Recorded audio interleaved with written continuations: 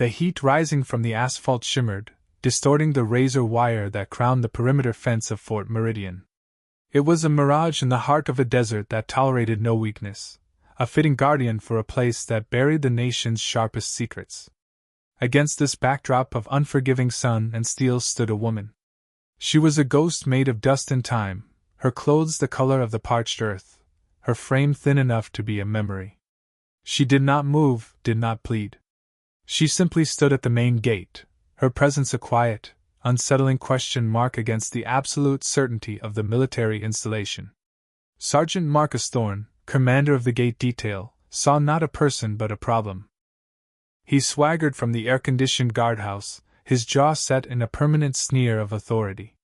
He saw filth, destitution, and the maddening audacity of the irrelevant trying to breach his world. His world was one of crisp uniforms, clear orders, and the satisfying click of a well-oiled rifle bolt. This woman, with her weathered face and hands knotted like old roots, was an insult to that order. "Ma'am, this is a restricted federal installation," he began, the word ma'am a deliberate, condescending jab. "The vagrant shelter's 10 miles east. You need to move along now." The woman's eyes, the only part of her that seemed to defy the dust, lifted to meet his. They were a pale, startling gray, and held a depth that Thorne found infuriating. She didn't speak, her silence a form of resistance he couldn't bully. He took a step closer, puffing his chest, leveraging his physical presence. "Did you hear me? I said get lost. We don't have time for this." Still, she remained, a statue of patient endurance. Inside her, a universe of pain and memory churned, but her exterior was a fortress of calm. She had faced down horrors that would turn Thorne's polished world to ash.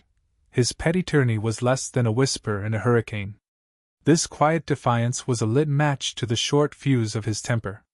He was about to grab her arm, to physically remove this stain from his pristine gait, when the purr of an electric engine announced the arrival of a command staff vehicle. It slowed to a stop a dozen yards away, its tinted windows hiding the eagles and stars on the shoulders of its occupants. Thorne stiffened, his annoyance momentarily eclipsed by the instinct to perform for his superiors. This was his chance to look decisive, to show he had control. The problem, he decided, needed to be solved, and quickly. The rear door of the black sedan opened, and General Alastair Finch stepped out. He was a man carved from granite and experience, his silver hair cropped close to a scalp that had felt the sun of a dozen foreign campaigns. His gaze was not on Sergeant Thorne's rigid salute but on the woman.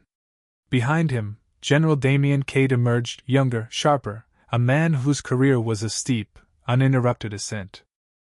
Cade's initial expression was one of impatience, mirroring Thorne's. Another delay, another piece of local color fouling the gears of the military machine. "Thorne, what's the situation here?" Cade's voice was clipped, demanding efficiency. Thorne's chest swelled with self-importance. "Just clearing a transient, sir. She's unresponsive. I have it under control." He turned back to the woman, his voice now laced with a performative harshness for the benefit of the generals. "That's it, time to go." Now, he reached out, his hand closing around her thin upper arm. He intended to escort her away, to demonstrate his command.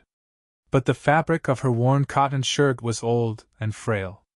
Under the pressure of his grip, it tore. The sound was small, a faint rip lost in the desert wind, but the consequence was seismic. The torn cloth slid away, exposing the skin of her shoulder and a portion of her back. And there, revealed in the brutal glare of the noon sun, was the beginning of the mark. It wasn't a scar from a knife or a burn. It was a network of fine, silvery lines, interwoven in a pattern that was both horrifyingly geometric and strangely organic. It looked as if lightning had been captured and branded into her flesh, a spiraling lattice that seemed to pulse with a faint, residual light. General Finch, who had been walking forward, stopped dead. His breath hitched. Every drop of blood seemed to drain from his face, leaving behind a mask of pure, unadulterated shock. He had seen that pattern before, but only in the most highly classified files in existence, briefings so secret they were delivered orally in soundproofed vaults, and then scrubbed from memory. It was the sigil of Project Aegis, a program that was more myth than history, a desperate gamble from a darker time. The Aegis mark was the rumored, undeniable proof of its operatives. Operatives who were all listed as killed in action, their names erased, their sacrifices buried under mountains of national security directives. General Cade, seeing the profound change in his superior, frowned. "Alistair? What is it?" He followed Finch's transfixed gaze to the woman's shoulder. He saw the strange scar, but the context was missing. To him, it was just a peculiar tattoo, perhaps, or the result of some bizarre accident. He saw it, but he did not comprehend. His world, governed by logistics and strategy, had no place for myths. "Probably some gang marking," Cade murmured, dismissing it. "Thorn, get her out of here." But Finch didn't move. He took a slow, deliberate step forward, his eyes locked on the tracery of lines. The woman, for her part, hadn't flinched at Thorn's touch or the tearing of her shirt. She simply met Finch's stare, and for the first time, a flicker of something ancient and knowing passed through her gray eyes. It was a look of shared, terrible understanding. "Sir?" Thorn asked, confused by the general's inaction. He still had his hand on the woman, his knuckles white. The power dynamic at the gate had fractured, the lines of authority suddenly blurred and distorted. The world had tilted on its axis, and only 3 people knew it. Thorn, blinded by his own arrogance, Cade, insulated by his skepticism, and Finch, who was staring into the face of a legend he thought long dead. The silence stretched, thick and heavy as the air itself. Finch's mind was a maelstrom, racing through decades of whispers and redacted reports. The ghosts of Aegis. The Sentinels. They were said to have undergone a biointegrative procedure that wove a superconductive filament network through their nervous and dermal systems, allowing them to survive and operate in environments where conventional soldiers would perish in seconds. It was a sacrifice of their very humanity, a one-way ticket to a war fought in the deepest shadows. The cost was the mark, a permanent, irrefutable sign of what they had become. It was their crown and their cross. And it was right in front of him, on the shoulder of a dusty, forgotten woman at the gate of his own command. The desert wind, as if on cue, picked up a sudden gust that whipped the woman's thin, gray-streaked hair away from her face and neck. It was a small, random act of nature that served as a catalyst for revelation. The swirling hair unveiled another section of the mark, a silvery, web-like pattern that snaked up from her collarbone, past her carotid artery, and disappeared behind her ear. It was a continuation of the design on her back, a single, unbroken system etched into her very being. For General Finch, this was the final, devastating piece of proof. The pattern wasn't random, it was precise, following the major nerve clusters of the human body. He remembered a single, grainy image from a file labeled Eyes Only, a medical diagram of the Aegis procedure. The lattice was identical. His heart hammered against his ribs. This wasn't just evidence, this was resurrection. He felt a profound sense of awe mixed with a deep, gut-wrenching shame. This woman, who bore the signature of the nation's most profound sacrifice, was being manhandled at his gate like a stray animal. General Cade finally registered the gravity of Finch's reaction. The younger general was sharp, and Alistair Finch was not a man given to flights of fancy. Cade's gaze sharpened, moving from his colleague's ashen face back to the woman. He looked past her ragged clothes and the grime on her skin, and for the first time, he truly saw her. He saw the posture, not of a beggar, but of a soldier at rest. He saw the economy of her movement, the way her eyes scanned the perimeter without seeming to move at all. He saw the quiet, unbreakable dignity that had infuriated Thorn. And then, he saw the scars for what they were, not blemishes, but a uniform of a different, higher order. The woman seemed to feel the shift in his perception. She drew a slow breath and finally spoke. Her voice was quiet, raspy from disuse, but it carried an undeniable weight, cutting through the wind and tension. "I need to speak with the base commander," she said, her words directed not at the belligerent sergeant still holding her arm, but at the 2 men with stars on their collars. "My name is Ilara Vance. I have a final report to deliver.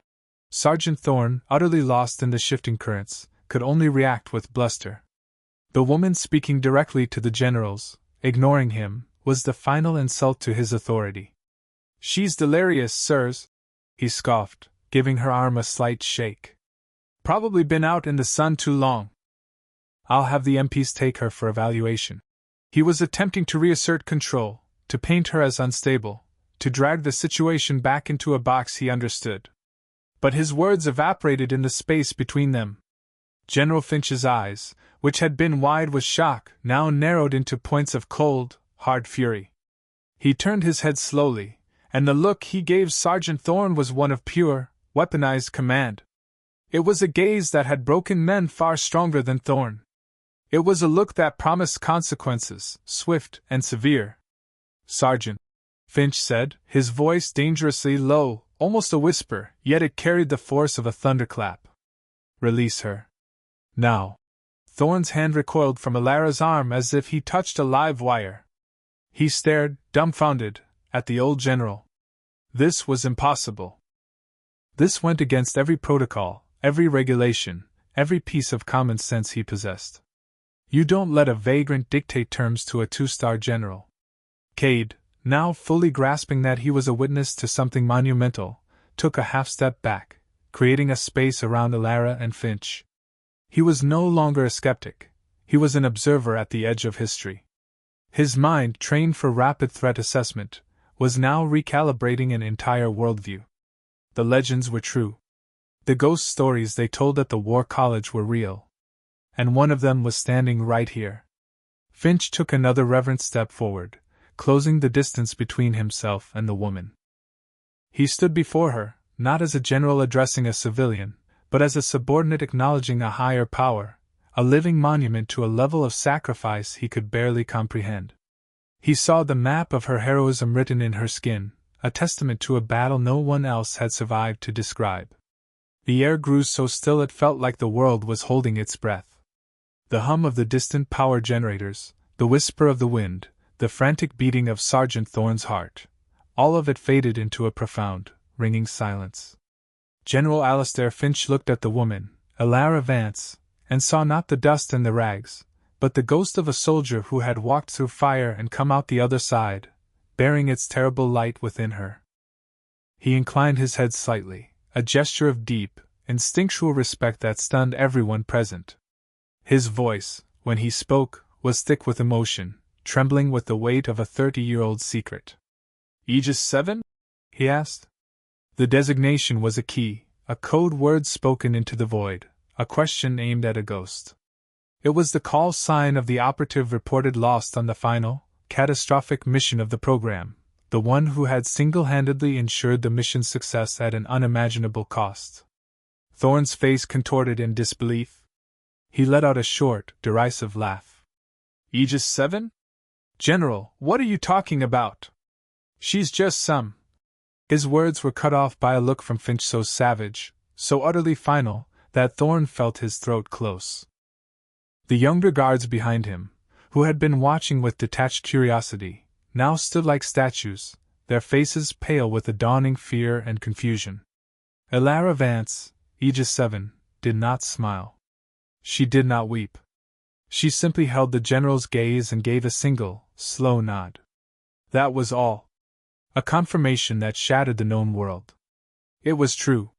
She was here. She had come back. General Finch straightened up, his entire demeanor transformed. The weight of his office settled back onto his shoulders, but it was now tempered by a fierce, protective fire. He turned to the main gate, his voice ringing out with an authority that left no room for question or delay. Sergeant! Open this gate! Now! Full honor guard protocol. This is a Code 1 arrival.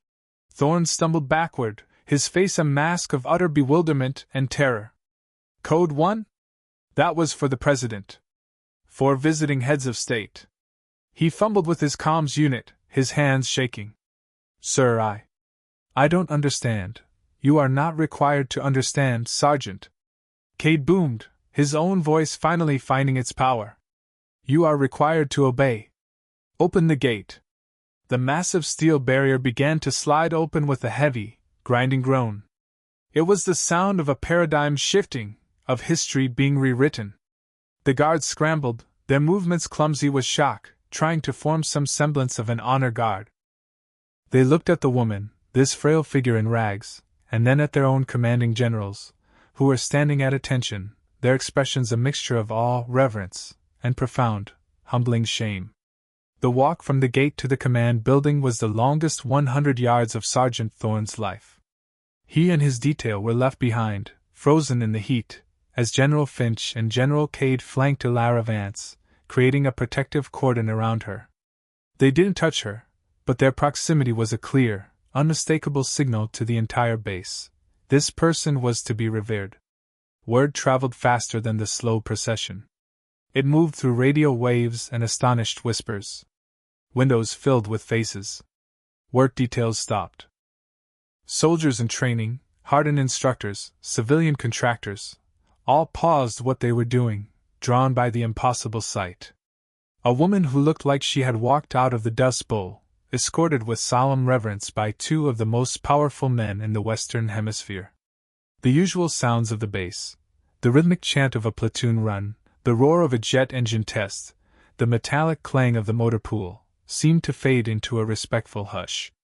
The base itself seemed to be watching, to be holding its breath. For Ilara, the walk was a surreal dream. For years, her world had been one of shadow and silence, of surviving on the frayed edges of a world that had forgotten her. To be here, under the harsh, clear sun, surrounded by the institution she had sacrificed everything for, was a disorienting shock.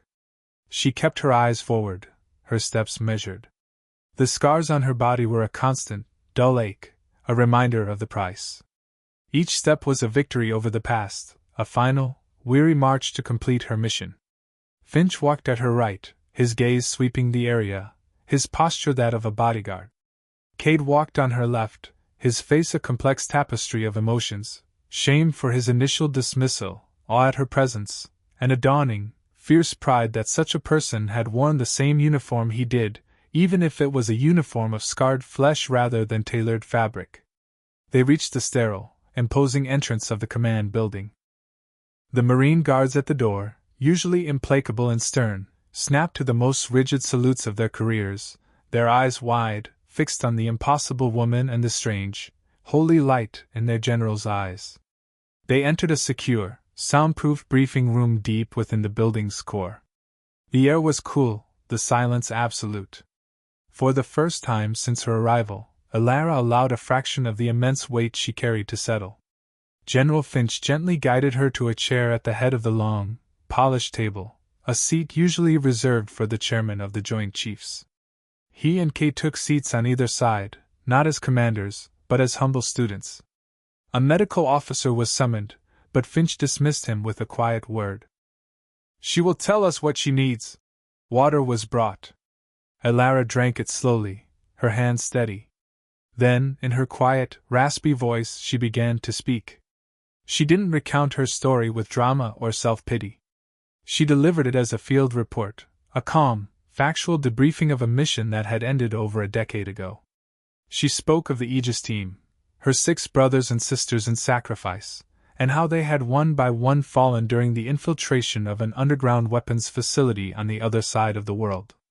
The weapon they were sent to disable was not nuclear, but something far worse, a biosynthetic plague designed to rewrite the genetic code of its victims. The Aegis procedure, she explained, had made them immune, but the facility's defenses were a nightmare of radiation, neurotoxins, and automated systems. She was the only one to reach the core. She described the final moments, overloading the reactor that powered the facility. The resulting blast should have atomized her, but the Aegis lattice in her body had absorbed and shunted the worst of the energy, acting as a lightning rod. It had saved her life but had burned itself into her nervous system, leaving her in a state of constant, agonizing pain and forever marking her. She had spent the next 10 years in hiding, slowly making her way back, living in the shadows because her very existence was a classified secret. The final piece of intelligence she carried was a fail-safe code, a string of numbers memorized in the last seconds, the key to neutralizing any remaining samples of the plague should they ever surface. She recited it from memory, her voice never faltering. It was the last debt she owed, the final ghost she had to lay to rest. When she finished, the silence in the room was a tangible thing. It was filled with the ghosts of her fallen comrades and the sheer, staggering weight of her sacrifice. General Cade, a man not easily moved, had tears tracing paths down his stoic face. General Finch sat with his head bowed, his hands clasped so tightly his knuckles were white. He was undone by the simple, understated heroism of the woman before him. He finally looked up, his eyes filled with a pain that mirrored her own. "Everything you have endured," he said, his voice choked with emotion. "The pain, the isolation. You did it all alone." Elara met his gaze, and for the first time, a faint, sad smile touched her lips. "No soldier is ever truly alone, General. I carried them with me." She looked down at her arms, at the silvery scars that crisscrossed her skin. "They were always with me." Finch nodded, understanding. He activated his secure line to the Pentagon. The conversation was short, his voice imbued with an authority that brooked no argument. He was speaking to the highest levels of command, informing them that a national hero, long thought dead, had returned. After the call, he turned his attention to a more immediate matter. He summoned his aide. "Have Sergeant Marcus Thorne report to this briefing room. Immediately. And have him come alone." The order was given with a quiet finality that was more terrifying than any shout. The time for reckoning had arrived. Justice, like Elara Vance, had been patient. It had waited in the shadows. And now, it was about to step into the light. Sergeant Thorne entered the room, his face a mixture of fear and defiance. He saw the two generals and the woman, and he braced himself for a reprimand. What he received was a quiet, devastating lesson in humility. Finch did not raise his voice. He simply told Thorne the story of Aegis 7. He described the mission, the sacrifice, the years of pain and solitude. He painted a picture of a warrior who had saved millions of lives, including, perhaps, Thorne's own family. "You did not see a soldier, Sergeant," Finch concluded, his voice soft but sharp as shattered glass. "You saw a uniform, or rather, the lack of one. You judged the book by its tattered cover. Valor, Thorne, is not determined by the crease in a man's trousers or the shine on his boots. It is a fire within the soul. And you were blind to it." Thorne stood, utterly broken, the foundation of his arrogant world crumbled to dust. He looked at Elara, at the quiet dignity that had so enraged him, and for the first time, he saw her. He saw the hero. Shame washed over him, hot and total. He was stripped of his command, not as a punishment, but as a necessary correction. His path to redemption would be long and arduous, a journey to learn the true meaning of honor. For Elara Vance, the journey was over. She was given a quiet home in a secluded corner of the country, her every need provided for. Her identity remained a secret to the world, but within the highest echelons of the military, the name Aegis 7 became a sacred legend, a watchword for the ultimate sacrifice. She never sought glory, but she found peace. Her scars remained, no longer a mark of pain, but a testament to the enduring strength of the human spirit, a silent, shimmering reminder that the greatest heroes are often the ones we never see, walking silently among us, their valor hidden in plain sight.